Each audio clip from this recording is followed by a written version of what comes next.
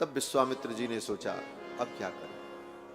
विश्वामित्र जी ने विचार किया, बलपूर्वक सब कुछ प्राप्त किया जा सकता है, लेकिन आज हम जिनको प्राप्त करने के लिए आए हैं इनको बलपूर्वक नहीं पाया जा सकता, इनको तो प्रेम से ही प्राप्त किया जाता है। प्रेम से ही ये प्राप्त हो तभी इनकी प्राप्ति का सुख है।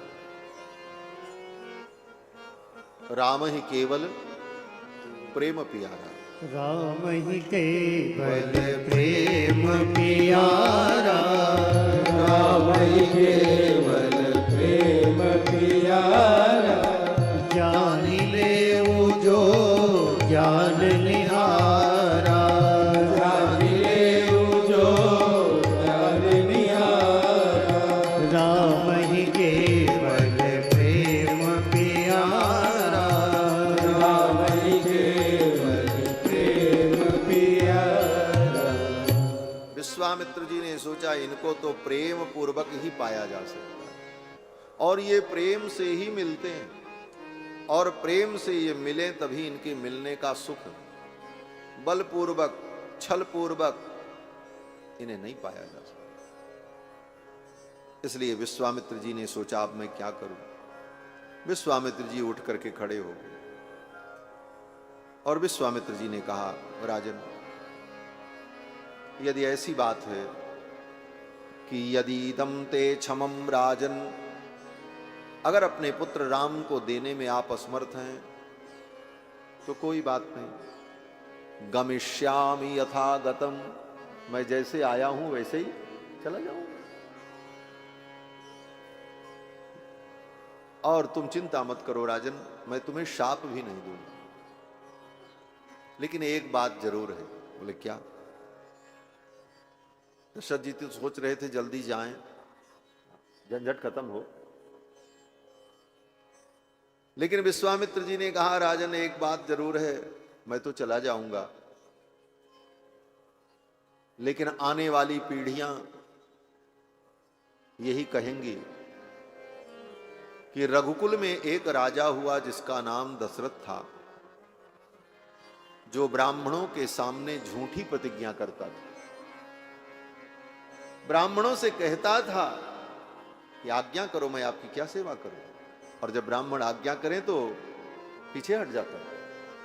मिथ्या प्रतिज्ञा काकुस्थ, हे ककुस्थ कुलभूषण, तुम मिथ्या प्रतिज्ञ कहलाओगे, आने वाली पीढ़ियां कहेंगी दशरथ झूठी प्रतिज्ञा करता, वो भी ब्राह्मणों के सामने।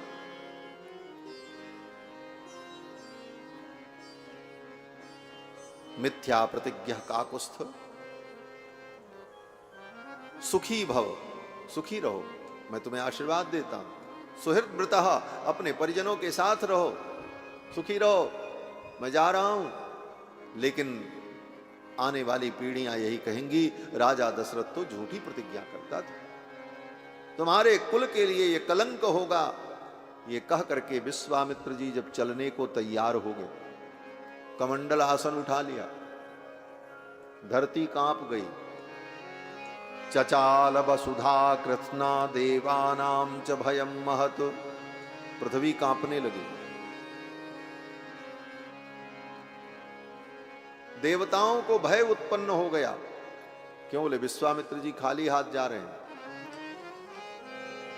जिस कार्य के लिए राम जी का अवतार हुआ वो तो कार्य हो ही नहीं पाएगा। दशरथ जी अपने घर से बाहर निकलने ही नहीं देंगे तो असुरों का संहार कैसे हो। बड़ी प्रार्थना के बाद तो भगवान ने अवतार लिया। इतनी प्रार्थना की देवताओं ने, जय जय सुरनायक जन सुखदायक प्रणतपाल भगवंता, तब भगवान ने अवतार लिया। अब आकर के गाड़ी यहां अटक गई, दशरथ जी आगे जाने ही नहीं देंगे, दुष्टों का संहार कैसे होगा। इसलिए देवताओं को भी भय हो गया, पृथ्वी को भय हुआ, क्योंकि पृथ्वी ने भी गऊ का रूप धारण करके जाकर के प्रार्थना की, तो पृथ्वी को भी भय हुआ। चचाल वसुधा कृष्णा देवानाम च भयं महत। तब तक विश्वामित्र जी ने चलते चलते वशिष्ठ जी की ओर देखा, और वशिष्ठ जी की ओर देखकर आंखों आंखों में ही कहा, हे मुनिवर, आपसे मैं सदा प्रतिस्पर्धा करता रहा, लेकिन इतनी प्रतिस्पर्धा के बाद भी मैं आपके समकक्ष नहीं हो सका। मैं ब्रह्मर्षि तो बन गया। ब्रह्मर्षि बनने के लिए विश्वामित्र जी ने कितनी तपस्या की। विश्वामित्र जी कहते मैं तो ब्रह्मर्षि बन गया, लेकिन आज भी मैं आपके समकक्ष नहीं हुआ। क्यों? बोले ब्रह्मर्षि तो मैं हूं, लेकिन आप ब्रह्मर्षि होकर के ब्रह्म के गुरु बन गए हो। ब्रह्म को आपने अपना चेला बना लिया। परब्रह्म परमात्मा आपके शिष्य हो गए। इससे बड़ा पद दुनिया में और क्या हो सकता? सबसे बड़ा पद अगर किसी का है तो भगवान का पद है। भगवान से बड़ा कोई नहीं। लेकिन जो भगवान का भी गुरु बन जाए, अब इससे बड़ा कोई पद हो सकता है? कदापि नहीं हो सकता। विश्वामित्र जी ने कहा, आंखों आंखों में, इशारे इशारे में वशिष्ठ जी से, कि आप तो ब्रह्म के भी गुरु बन गए, आपकी तो मैं बराबरी कर नहीं सकता। इसलिए आज ये विश्वामित्र आपसे याचना करता है, जो सुख आपने अनुभव किया वो सुख मुझे भी प्रदान करो। ये विश्वामित्र आपसे भिक्षा मांगता है, मेरी झोली में राम को डाल दो, राम मुझे भी प्राप्त हो जाएं, मेरा भी जीवन धन्य हो जाए। विश्वामित्र जी की इन भावनाओं को वशिष्ठ जी ने समझा और वशिष्ठ जी उठ करके खड़े हुए और विश्वामित्र जी को इशारा किया, बैठ जाओ। विश्वामित्र जी बैठे। अब वशिष्ठ जी का अभिभाषण शुरू हुआ। वशिष्ठ जी ने राजा दशरथ की ओर देखा और कहा, धृतिमान सुब्रत श्रीमान न धर्मम हातुमर्हसि। हे राजन, तुम धृतिमान हो, तुम सुब्रत हो। जो व्रत तुम लेते हो, अपने उस व्रत का तुम पालन करते हो। व्रत तो बहुत से लोग लेते हैं, लेकिन उनका व्रत टूट जाता है। सुव्रत होना भी बहुत बड़ी विशेषता है। श्रीमान, आप श्रीमान हो। न धर्मम हातुमर्हसि, तुम अपने धर्म का त्याग मत करो राजन। दशरथ जी ने कहा, मैं अपने धर्म का कहां त्याग कर रहा हूं? वशिष्ठ जी ने कहा, राजन, अगर तुम राम को इनके साथ विदा नहीं करोगे तो तुम्हारा धर्म चला जाएगा, तुम्हारा सत्य चला जाएगा, तुम्हारा वचन चला जाएगा, तुम्हारा धर्म चला जाएगा। दशरथ जी ने कहा, अगर राम चले गए तो मेरा प्राण चला जाएगा। वशिष्ठ जी ने कहा, अगर तुम्हारा धर्म चला गया तो राम जी भी तुमको छोड़ के चले जाएंगे। जिसके जीवन में धर्म होता है, राम उसी के साथ होते हैं। रामो विग्रहवान धर्म, ये साक्षात धर्म के विग्रह हैं। अगर धर्म रहा तो राम जी भी रहेंगे, अगर धर्म नहीं रहा तो राम जी भी नहीं रहेंगे। इसलिए राजन, तुम्हारे जीवन में धर्म था, सत्य था, इसीलिए तुम्हें राम प्राप्त हुए। अगर तुम्हारा धर्म बचा रहा, सत्य बचा रहा, तो राम तुम्हें फिर प्राप्त होंगे, और अगर धर्म चला गया तो राम जी भी तुम्हें छोड़ के चले जाएंगे। इसलिए राजन, तुम अपने राम को इनके साथ विदा कर दो। और जहां तक उन असुरों के संहार की बात है, तो उन असुरों को मारने में विश्वामित्र जी स्वयं समर्थ हैं, लेकिन तुम्हारे पुत्रों का कल्याण करने के लिए आए। तेषां निग्रहणे सक्तः स्वयं च कुशिकात्मजः तव पुत्र हितार्थाय त्वामुपेत्याभियाचते। तुम्हारे पुत्रों का हित करने के लिए आए। दशरथ जी ने कहा, क्या हित करेंगे मेरे पुत्रों का? तो वशिष्ठ जी ने धीरे से कान में कहा, राजन, अभी चर्चा हो रही थी ना कि छोरों का ब्याह कैसे होगा, ये ब्याह कराने के लिए आए हैं, इनके साथ विदा कर दो। इधर से जाएंगे और उधर से ब्याह करा करके बहू के सहित लेकर के आएंगे। दशरथ जी ने कहा, सच में? बोले हाँ। अरे बोले तब कोई बात नहीं, तब तो विदा कर देंगे। तब वशिष्ठ बहुविधि समुझावा, नृप संदेह नाश का पावा। तब वशिष्ठ बहुविधि समझावा, नभ संदेह नाश कह पावा। तब वशिष्ठ बहुविधि समझावा, निप संदेह नाश कह पावा। निप संदेह नाश कह पावा। निप संदेह नाश कह पावा। तब वशिष्ठ जी ने समझाया। तब वशिष्ठ बहुविधि समझावा। एक महात्मा कहते थे कि तब वशिष्ठ बहुविधि समझावा, बहू की विधि समझाए। बहू कैसे आएगी? बहू लाने की विधि यही है कि इनके साथ विदा कर दो, उधर से बहू लेकर के आ जाएंगे। दशरथ जी महाराज ने तुरंत अपने कुमारों को सौंप दिया और कहा, मेरे प्राणनाथ सुत दोवु, तुम मुनि पिता आन नहीं को। आज से आप ही इनके पिता हो, मैं आपको सौंप रहा हूं। विश्वामित्र जी ने कहा, राम जी से जाओ, अपनी माताओं को प्रणाम करो और चलो। जननी भवन गए प्रभु, चले नाई पद शीश। जाकर के माताओं को प्रणाम किया और दोनों भाई अपना धनुष बाण लेकर राम लक्ष्मण विश्वामित्र जी के साथ चल पड़े। जब चले सरयू जी के किनारे किनारे, सरयू जी के दक्षिण तट पर होते हुए, और अयोध्या से 6 कोस की यात्रा पहले दिन संपन्न हुई। अध्यर्धयोजनम गत्वा सरज्वा दक्षिणे तटे। सरयू जी के दक्षिण तट पर 6 कोस की यात्रा संपन्न भई। सायंकाल की बेला हो गई। यही बेला विश्वामित्र जी ने सोचा, अब सायंकाल की बेला हो गई है, अब तो विश्राम करना पड़ेगा, रात्रि में आगे कहां जाएंगे। विश्वामित्र जी ने सोचा, राम जी मिल तो गए, लेकिन इनसे अभी हमारा कोई संबंध नहीं बना। मैं इनको अपना क्या बनाऊं? गुरु बनाऊं, मित्र बनाऊं, अथवा पिता बनाऊं, क्या बनाऊं? विश्वामित्र जी ने सोचा, एक ही संबंध बढ़िया है, मैं इनको अपना चेला बना लूं, मैं इनका गुरु बन जाऊं। ये संबंध बढ़िया संबंध। और ऐसे भी महात्मा लोग चेला बनाने में बहुत आगे होते हैं। और फिर राम जी जैसा मिले तो चेला बनाने में कौन पीछे रहेगा? हाँ। राम जी जैसा एक चेला मिल जाए तो जीवन में फिर कोई झमेला रही नहीं जाएगा। बाकी जितने चेला हैं सब झमेला है। हाँ।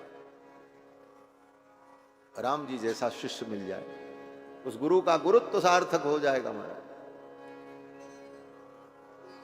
विश्वामित्र जी ने सोचा, मैं इनको अपना शिष्य बना लूं और मैं इनका गुरु बन जाऊं। और विश्वामित्र जी ने अत्यंत मधुर वाणी में कहा, रामेति मधुराम वाणीम विश्वामित्रोऽभ्यभाषत। रामेति मधुराम वाणी। रामेति, राम इति, श्री और जी और विशेषण नहीं। दशरथ नंदन, रघुकुल कमल पतंग, रघुकुल भूषण, ये सब कुछ नहीं। सीधे सीधे राम। बड़ी मधुर वाणी में, ये वाल्मीकि जी के शब्दों का भाव है। रामेति, राम इति, बस इतना ही। राम, श्री राम, श्री राम जी, श्री राम लला सरकार, ये सब नहीं। श्री राम, राम। रामेति मधुराम वाणी। राम। राम जी ने कहा, हां गुरु जी। बोले बेटा, बेटा भी कहा। पहले कहा राम। राम जी ने कहा, हां गुरु जी। बोले बेटा जाओ, सरयू जल में आचमन करके जल्दी से आओ। गृहाण वत्स, वत्स माने बेटा, गृहाण वत्स, ये वात्सल्य भाव है विश्वामित्र जी का राम जी के प्रति। विश्वामित्र जी ने कहा, जाओ, गृहाण वत्स सलिलम मा भूतकालस्य पर्ययः। विलंब मत करो, जल्दी से आचमन करके आओ। मां भूत कालस्य पर्यय, समय मत बिताओ। मैं तुम्हें मंत्र देना चाहता हूं, तुम्हें मैं अपना चेला बनाना चाहता हूं, शिष्य बनाना चाहता हूं। अरे बोले शिष्य बनाना ही है, अब तो चल ही चुके हैं, साथ में रहेंगे, कल बना लेना, अभी तो रास्ते में है। कोई जरूरी है कि अभी चेला बना ले? तो विश्वामित्र जी कहते हैं नहीं, मां भूत कालस्य पर्ययः, विलंब करना ठीक नहीं। यहां दूसरा भाव है। भाव यह है कि भगवान से हमारा संबंध जुड़े, इसमें विलंब करना ठीक नहीं। जितना जल्दी हो सके राम जी से कोई संबंध जोड़ लो। मां भूत कालस्य पर्ययः, काल का व्यतिक्रम न हो, विलंब न हो। बोले महाराज मुहूर्त कल है बढ़िया। बोले कल का मुहूर्त छोड़ो, आज तुरंत अभी, इससे बढ़िया कोई मुहूर्त नहीं है। क्यों? बोले तदेव लग्नम सुदिनम तदेव, तारा बलम चंद्र बलम तदेव, विद्या बलम दैव बलम तदेव, लक्ष्मी पते तेंग्र युगम स्मरामि। जिस समय भगवान के चरणारविंद से हम जुड़ जाएं, वही सबसे सुंदर लग्न है, वही सबसे सुंदर मुहूर्त है, वही सबसे सुंदर काल। गोस्वामी तुलसीदास जी महाराज भी कहते हैं कि राम की शरण जाय सायित सुदिन न हेरिए। राम की शरण जाए सायित सुदिन न हेरिए। भगवान की शरण में जाना है, भगवान से जुड़ना है। बोले इसके लिए सायित सुदिन और मुहूर्त की कोई जरूरत नहीं। आज, अभी, तुरंत। और अगर जुड़ गए ठाकुर जी से, संबंध जोड़ लिया, बोले तुम्हारे अनेक जन्मों की बिगड़ी आज ही बन जाएगी। बिगड़ी जन्म अनेक की सुधरे अबही आज, हो ही राम को राम जप तुलसी तज कुसमाज। विश्वामित्र जी ने विलंब नहीं किया। राम जी आकर के चरणों में बैठ गए। विश्वामित्र जी ने मंत्र दे दिया, मंत्र ग्रामम गृहाण त्वम बलाम अति बलाम तथा। बला अति बला नाम की विद्या प्रदान की। और फिर ये सब करते करते अंधेरा हो गया, सायंकाल की बेला ही। तब विश्वामित्र जी ने कहा, राम अब आज हम लोग यहीं सरयू के तट पर विश्राम करेंगे। और वहीं सरयू के तट पर तीनों ने विश्राम किया। ऊसूस्ताम रजनीम तत्र सरज्वाम ससुखम त्रयः। तीनों, लक्ष्मण जी, राम जी और विश्वामित्र जी, सरयू जी के तट पर शयन करते। अब वहां बिस्तर कहां मिले? तो तृण पर ही सोना है, हरी हरी घास, हाथ का ही तकिया लगा लेना। राम जी सोए, लक्ष्मण जी सोए, नींद नहीं आ रही। सुंदर राजमहल के सुखद बिस्तर पर शयन करने का अभ्यास, और यहां तृण की सैया पर नींद कैसे आवे? और दूसरा कारण यह भी था कि अयोध्या में जब रघुनाथ जी शयन करते तो माताएं कहानी सुनाती, लोरी सुनाती, गीत सुनाती। कथाएं सुनते सुनते हूं हूं करते करते नींद आती। जैसे बच्चों को जब नींद नहीं आती तो बड़े लोग कोई कहानी कथा सुनाते, तो बच्चे हूं हाँ और जब उनकी हूं हाँ बंद हो जाए तो बड़े लोग समझ जाते, बोले अब नींद आ गई। राम जी ऐसे ही सोते थे। अब विश्वामित्र जी ने सोचा इनको कहानी सुनावे तब इनको नींद आवे। तो दोनों बालकों को बैठ करके सुंदर सुंदर विश्वामित्र जी कथा सुनाने लगे। वाल्मीकि जी कहते हैं कि दशरथ नृपसूनु सत्तमाभ्याम तृणशयनेनुचिते सहोषिताभ्याम कुशिक सुत वचोनुलालिताभ्याम सुखमिव सा विभवौ विभावरी च। कुशिक सुत वचोनुलालिताभ्याम, विश्वामित्र के वचनों से भगवान लालित हुए। सुंदर सुंदर कहानी सुनाते रहे और राम जी लक्ष्मण जी दोनों भाई हूं हूं करते रहे। हूं हूं करते करते नींद आ गई, सो गए। सुखपूर्वक रात्रि बीती, सवेरा हुआ। जब सवेरा हुआ तो विश्वामित्र जी की नींद तो खुल गई, लेकिन राम जी अभी खर्राटे ले रहे, लक्ष्मण जी भी खर्राटे ले रहे, उठे नहीं।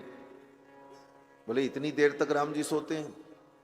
बोले राम जी इतनी देर तक नहीं सोते, राम जी की दिनचर्या बड़ी अच्छी है। क्या दिनचर्या है?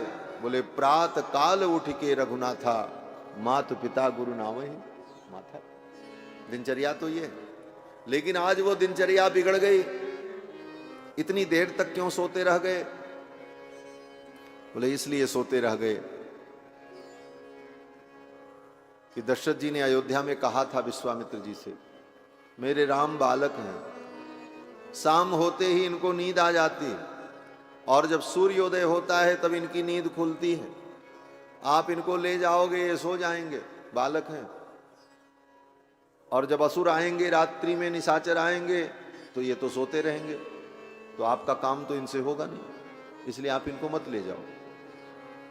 राम जी को न देने के लिए यह भी एक बहाना बनाया था दशरथ जी ने, ये बालक हैं, इनको सायंकाल ही नींद आ जाती है और सवेरे सूर्योदय तक सोते हैं।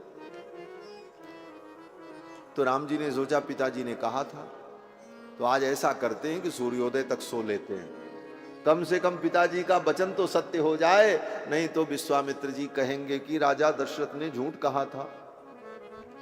अपने पिता के वचन को सत्य करने के लिए राम जी सोते रहे। अंत में विश्वामित्र जी ने राम जी को जगाया, जगाना पड़ा,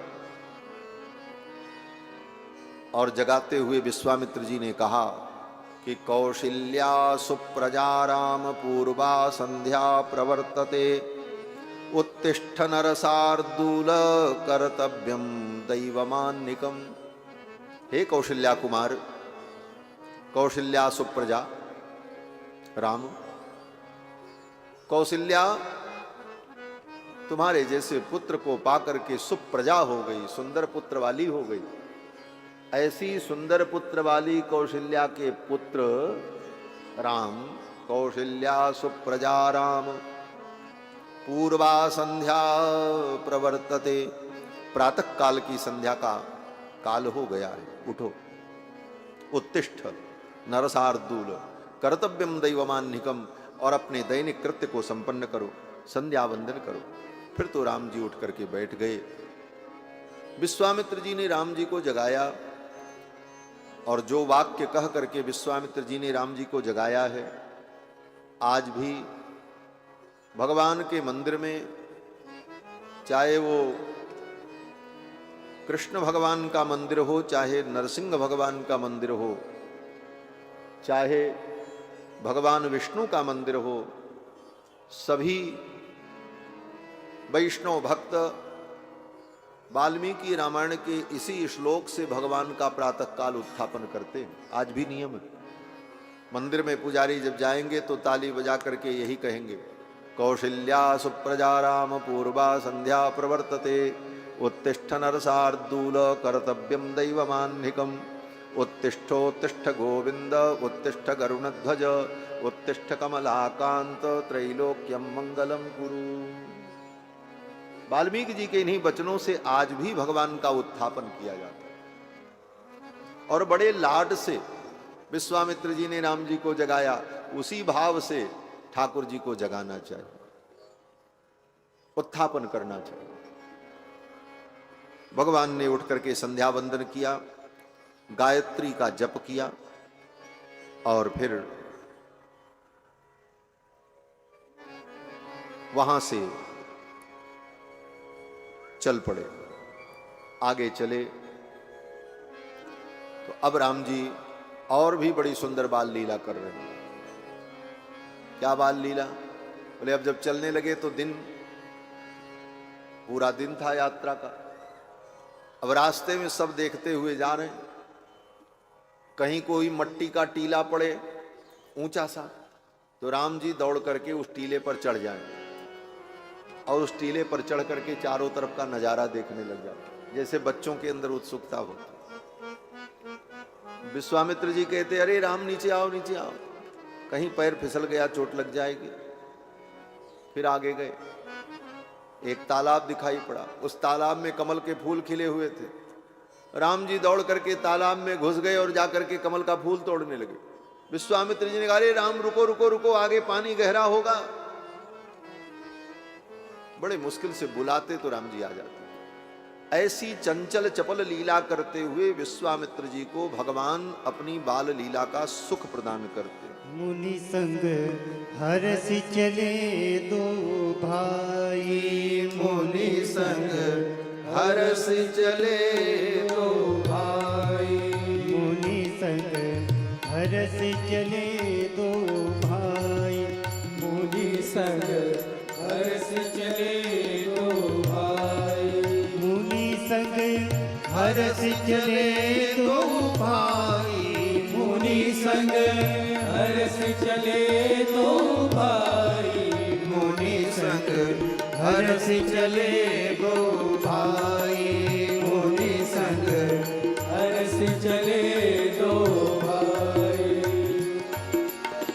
पैठन सरने सिलन चढ़ चित बने, पैठन सरनी सिलन चढ़ चित बने, खग मृग बन रुचिराई, मुनि संग खग मृग बन रुचिराई, मुनि संग सादर सभै सप्रेम पुलक मुनि, सादर सभै सप्रेम पुलक मुनि, पुनि पुनि लेत बोलाई, मुनि संग पुनि पुनि लेत बोलाई, मुनि संग हरस चले दो भाई, मुनि संग हरस चले दो भाई, मुनि संग हरस चले दो भाई, मुनि संग हरस चले दो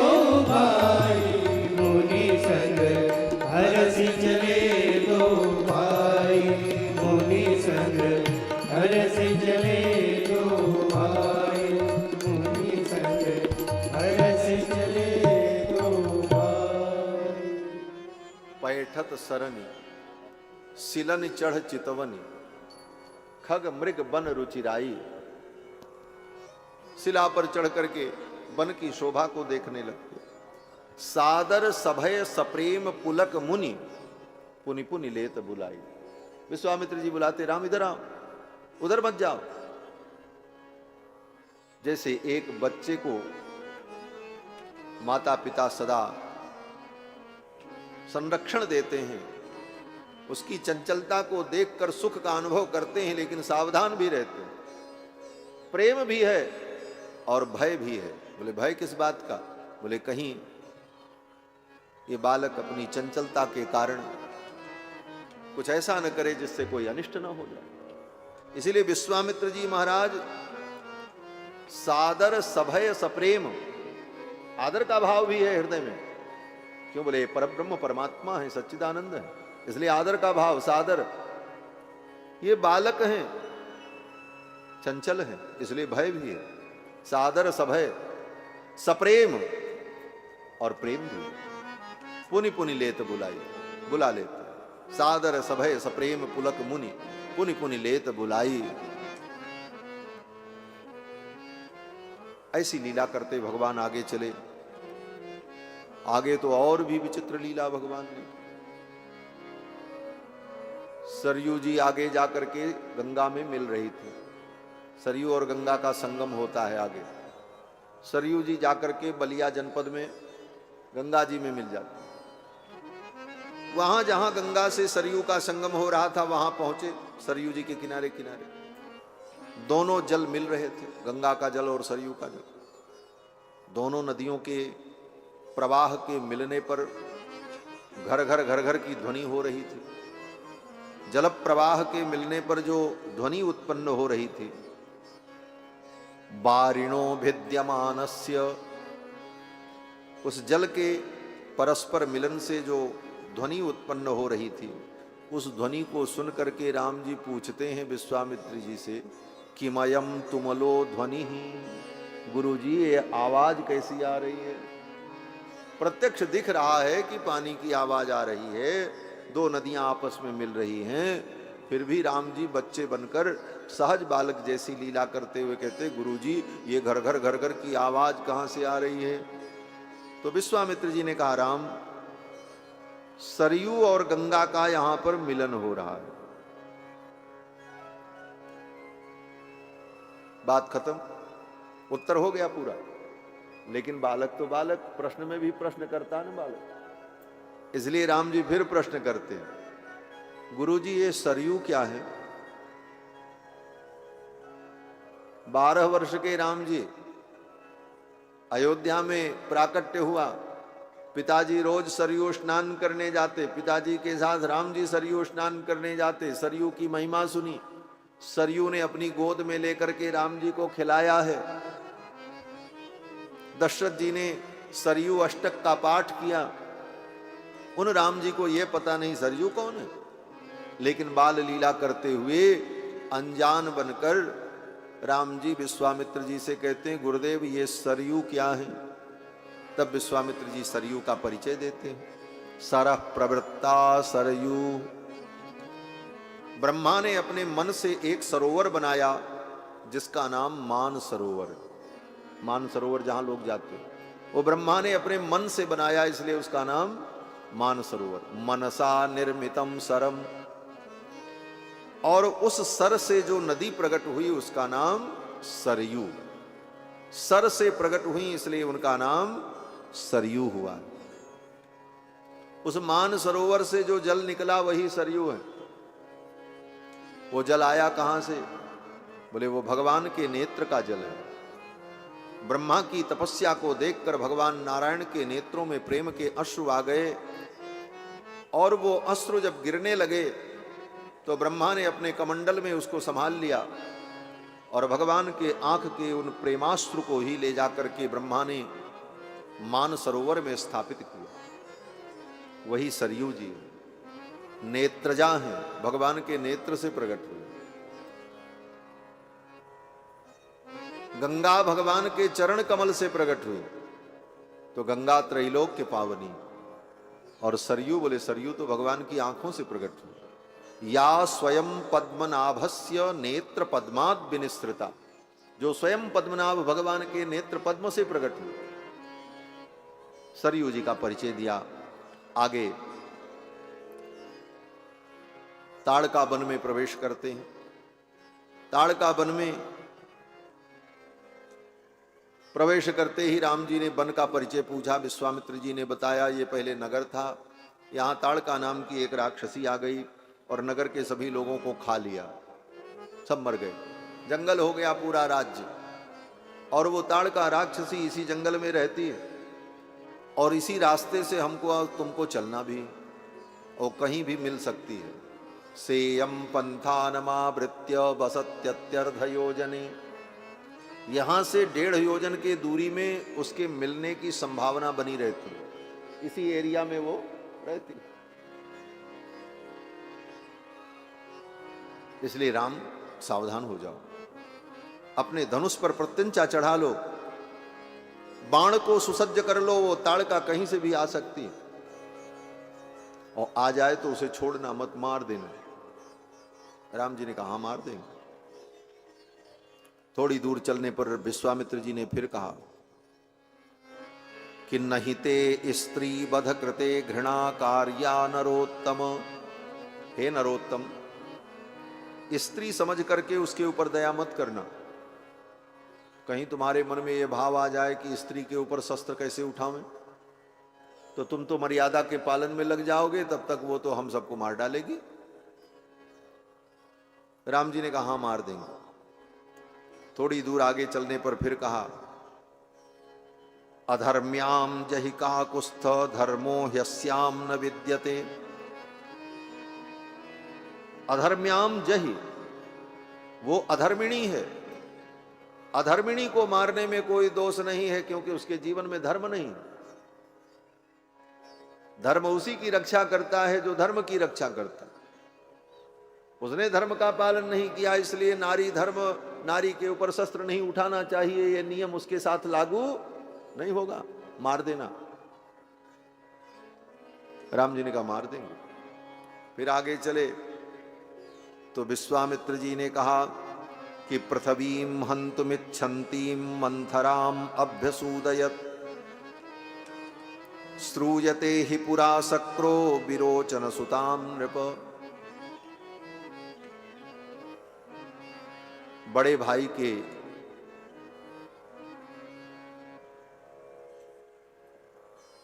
कार्य का अनुगमन छोटे भाई को करना ही चाहिए। जब आप बामन थे तो इंद्र आपके बड़े भैया थे, बामन भगवान उपेंद्र कहलाते हैं। और इंद्र ने विरोचन की पुत्री मंथरा का वध किया है। मंथरा नाम की एक राक्षसी थी। ये मंथरा अयोध्या वाली अलग, ये भी राक्षसी ही थी समझो, इतना बड़ा अनर्थ किया। वो मंथरा जो थी वो विरोचन की पुत्री, वो सारी पृथ्वी को समाप्त कर देना चाहती, विरोचन सुताम। तो इंद्र ने उसे मारा। पृथ्वीं हन्तुमिच्छन्तीं मंथराम अभ्यसूदय। तो जब इंद्र ने, देवताओं के राजा ने उस दुष्ट नारी को, उस दुष्टा को मारा, तो इस दुष्टा को आप भी मारो, आप उपेंद्र हो, इंद्र के ही तो छोटे भाई हो। राम जी ने कहा मार देंगे। फिर आगे चले तो विश्वामित्र जी ने कहा राम अनिंद्रम लोकमिच्छन्ति काव्यमाता निषूदिता विष्णुना च पुरा राम भृगुपत्नी पतिव्रता। महर्षि भृगु की पत्नी जो थी वो इंद्र को ही मार डालना चाहती। अनिंद्रम लोकमिच्छन्ति। तो भगवान विष्णु ने भृगु जी की पत्नी का वध किया। तो मानो विश्वामित्र जी कहना चाहते हैं कि लोक के लिए जो भय का कारण थी, उस भृगु पत्नी को भगवान विष्णु ने मारा। और आप ही तो विष्णु हो, आप ही तो नारायण भगवान विष्णु हो। ये काम आपने पहले भी किया है, तो आज के लिए ये कोई नया काम नहीं है। ताड़का आ जाए तो उसे मार देना। इतने कारण विश्वामित्र जी ने बताए। ताड़का को मार देना, 5 बार कहा मार देना। राम जी ने कहा मन में कि जब तक ये ताड़का मरेगी नहीं, गुरु जी को शांति मिलेगी नहीं। और ताड़का आवे तब मैं उसको मारूं, अभी तक वो आई नहीं। तब राम जी ने सोचा अब ताड़का की प्रतीक्षा नहीं करेंगे, अब ताड़का को बुला ही लेते। और राम जी ने अपने धनुष पर डोरी चढ़ाई और एक हाथ से धनुष को पकड़ा, एक हाथ से डोरी को खींचा। एवं उक्त्वा धनुर्मध्ये बद्ध्वा मुष्टिमरिन्दमः ज्याघोषमकरोत्तीव्रं दिशः शब्देन नादयन् करिष्यामि न संदेहस्ताड़कावधमुत्तमम्। राम जी ने कहा गुरुदेव मैं ताटका का वध करूंगा, इसमें कोई संदेह नहीं। मैं मार दूंगा ताटका को, लेकिन किस लिए मारूंगा? अपने लिए नहीं। गो ब्राह्मण हितार्थाय देशस्य च हिताय च। गौ के लिए, ब्राह्मण के लिए, देश की रक्षा के लिए अगर किसी नारी को मारना भी पड़े तो वो नारी वध का पाप उसे नहीं लगता। राम जी कहते हैं गो ब्राह्मणार्थाय देशस्य च हिताय च तव चैवा प्रमेयस्य वचनम कर्तुमुद्यतः।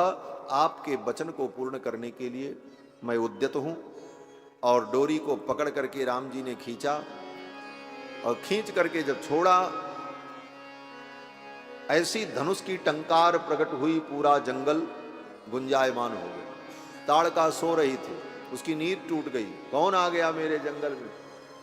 चौंक करके उठ गई, और जिधर से वो आवाज आ रही थी उसी आवाज की दिशा का अनुमान लगा करके ताड़का विशाल रूप धारण करके दौड़ती हुई आ गई। चले जाते मुनि दीन दिखाई, चले जाते मुनि दीन दिखाई, सुन ताड़का क्रोध कर धारी, सुन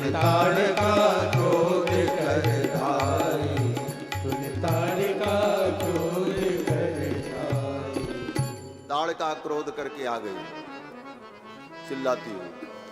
जब ताड़का आई, उसके भयानक रूप को देख करके विश्वामित्र जी तो नहीं डरे। विश्वामित्र जी को क्या डर, वो तो दुर्धर्ष तपस्वी हैं, ताड़का उनका क्या बिगाड़ सकते। लेकिन वात्सल्य के कारण, स्नेह के कारण विश्वामित्र जी को लगा कि ये ताड़का इतनी भयानक राक्षसी, ये राम लक्ष्मण बालक हैं, कहीं इनका अनिष्ट न कर दे। अति प्रेम के कारण भगवान के प्रभाव को और भगवान की महिमा को कुछ क्षण के लिए विश्वामित्र जी भूल गए, अति स्नेह के कारण। और स्थिति यह हुई कि विश्वामित्र जी ने राम लक्ष्मण को पकड़ करके अपने हृदय से चिपका लिया और सिर पर हाथ रख करके आशीर्वाद दिया, स्वस्ति राघवयो रस्तु जयम चैवाभ्यभाषत। और ताड़का उधर से आ रही थी, ताड़का को डांट करके वहीं रोक दिया। ताड़का आ रही थी, विश्वामित्र जी ने हुंकार किया, विश्वामित्रस्तु ब्रह्मर्षिर हुंकारेणाभिभर्त्सताम। हुंकार किया और डांट दिया, तिष्ठ तिष्ठ। ताड़का वहीं रुक गई, एक कदम आगे नहीं बढ़ पाई विश्वामित्र जी के तेज के कारण। ताड़का जब वहीं रुक गई, तब राम जी के सिर पर हाथ रख करके आशीर्वाद दिया, लक्ष्मण जी के सिर पर हाथ रखा और विश्वामित्र जी ने कहा, स्वस्ति राघवयोरस्तु। हे राम, हे लक्ष्मण, तुम्हारा मंगल हो। जयम चैवाभ्यभाषत, तुम्हारी जय हो, विजय हो। जब आशीर्वाद दिया तब राम जी प्रसन्न हो गए। राम जी ने कहा, गुरु जी ने आशीर्वाद दे दिया, अब ताड़का को मारने में विलंब करना ठीक नहीं है। क्यों? राम जी ने सोचा कि अगर मैं ऐसे ताड़का को मार देता तो मेरे मन में अभिमान आ जाता कि मैंने ताड़का को मारा, लेकिन अब मैं ताड़का का वध करूंगा तो कैसे करूंगा? बोले, गुरु जी की कृपा से मैं ताड़का का वध करूंगा, गुरु के अनुग्रह से मैं ताड़का को मारूंगा। अब मेरे अंदर वो शक्ति है कि मैं ताड़का को मार दूं। क्यों? बोले, गुरु मेहरबान तो चेला पहलवान। गुरु जी मेहरबान हो तो फिर तो चेला कमजोर कहां होगा। गुरु जी ने आशीर्वाद दे दिया विश्वामित्र जी ने। अब राम जी ताड़का को मारने के लिए धनुष पर बाण चढ़ाते हैं। यहां पर एक भाव, ताड़का को, रामायण में ताड़का को और भागवत में पूतना को श्री वल्लभाचार्य जी ने अविद्या का स्वरूप माना। और देखो, दोनों अवतारों में भगवान ने पहले राक्षसी का ही वध किया है। कृष्णावतार में भी सबसे पहले भगवान ने किसको मारा? पूतना को मारा। और रामावतार में भी सबसे पहले ताड़का को मारा।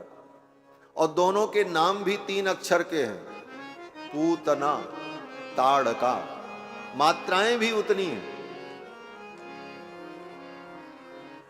और दोनों की लंबाई चौड़ाई भी बराबर है। पूतना कितनी बड़ी थी? बोले 6 कोस की थी। त्रिगव्यूत्यंतरद्रुमान चूर्णयामास राजेंद्र। और ताड़का, बोले ताड़का भी 6 कोस की थी।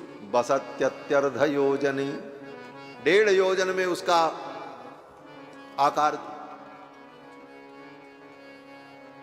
इसीलिए श्री वल्लभाचार्य जी ने इन दोनों को अविद्या का स्वरूप कहा। और अविद्या का नाश भगवान के द्वारा ही होता है। भगवान ने धनुष पर बाण चढ़ाया, मारने चले। लक्ष्मण जी ने कहा, भैया मैं अपना काम कर लूं। राम जी ने कहा, हाँ कर लो। लक्ष्मण जी ने अपना काम कर दिया। क्या काम किया? बोले, लक्ष्मण जी ने ताड़का का नाक कान काट लिया। लक्ष्मण जी ने केवल शूर्पणखा का ही नाक कान नहीं काटा है, ताड़का का भी नाक कान काटा। ताड़का का नाक कान लक्ष्मण जी ने काट लिया। सौमित्र करोत क्रोधात हृत कर्णाग्र नासिकाम। एक साथ राम जी ने